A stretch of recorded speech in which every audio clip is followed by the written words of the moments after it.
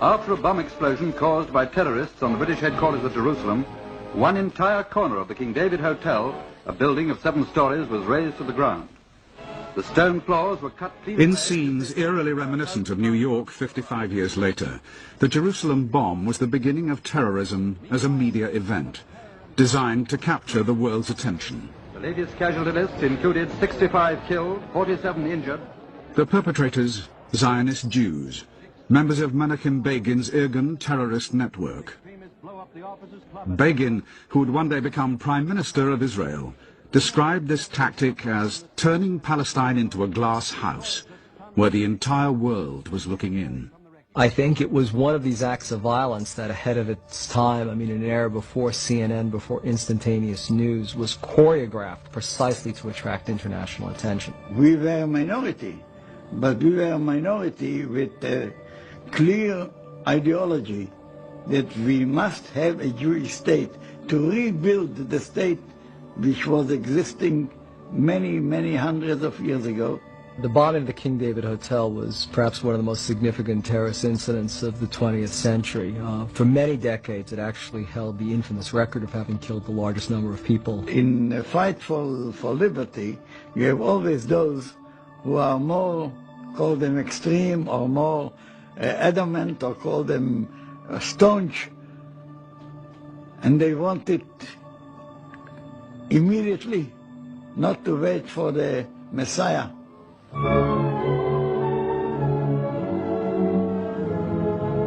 Still lying under the shadow of terrorist attacks, many areas of Palestine are By the end of World War II, the British, who had been made responsible for looking after Palestine by the old League of Nations 27 years earlier, found it to be a serious headache. They were caught in the middle of the Arabs and the Jews, both of whom wanted the country for their own, were unwilling to peacefully coexist, and were agreed on only one thing: their hatred of the British, whom they both saw as foreign occupiers. The British military and administrative headquarters was here, in the south wing of the King David Hotel in Jerusalem. The luxury hotel itself still functioned with guests, restaurants, bars, and Sudanese waiters. Jerusalem at that time, it was a fortress, and I walk through the town and put in my mind every place and think about how can we attack this place. If we succeed, it's very important the whole world will see that we can fight even the British. Begin and Ellis decided on a daring plan. They would strike at the very heart of British rule, the King David Hotel itself. If they succeeded here, the whole world would take notice. The terrorist bomb was hidden in 7 milk churns and delivered in a hijacked pickup truck to the hotel's basement kitchen. We jumped out and everyone took up their positions. I took the churn and started to run. I was thinking, how do I get to the place where I have to put the churn down? That's how I started. Anyway, there were lots of people around in the corridor, and we tried to move them out of the way. Here, there, to the side. But there were some who resisted, but we threatened them with our weapons. I wasn't dressed as a civilian or a soldier. I was dressed like an Arab, with a jalaba and a keffiyeh, with that ring on your head. You know, like, what's he called? The leader of the Arabs. You know, Arafat. There were 7 churns, weighing 350 kilos in all. I ran until I reached the place where I had to put it down, with the churn on my shoulder. I carried on, until I got to the place where the British people were. I saw a pillar that used to be here, and I put the churn down and ran away immediately.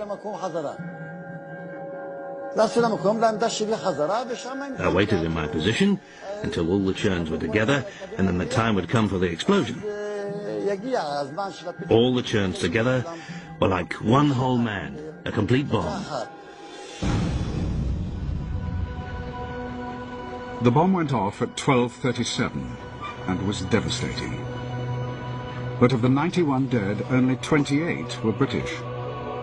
17 Jews died alongside 41 Arabs. Of all these, 54 were innocent civilians, unconnected to the British authorities in any way. It's classic terror in that it's off the mainstream. It's not a reflection of the policies of the then Israeli leadership, which had a very strong ethical approach to the use of violence, admirable in many ways. And it shows too a sign of the future, in that it's the damage being done by the splinter of the main movement, which is the damage we frequently call terrorist, and which is the most likely to be without any moral dimension. Once more, the civilized world has received a rude shock at the hands of fanatics whose wanton act is contrary to the dictates of all creeds alike and imperils the best interests of the cause that it strives to promote. The Irgun denied that they aimed at civilian targets, but one man at least had a different opinion. In 1948, the British Chief Secretary in Palestine, Sir Henry Gurney, wrote in his diary of how one Irgun attack was indiscriminately aimed at civilian targets and was designed to create panic among the population. 3 years later, Gurney himself was to be assassinated, as liberation movements all over the world took note of the flame that had been ignited in Palestine.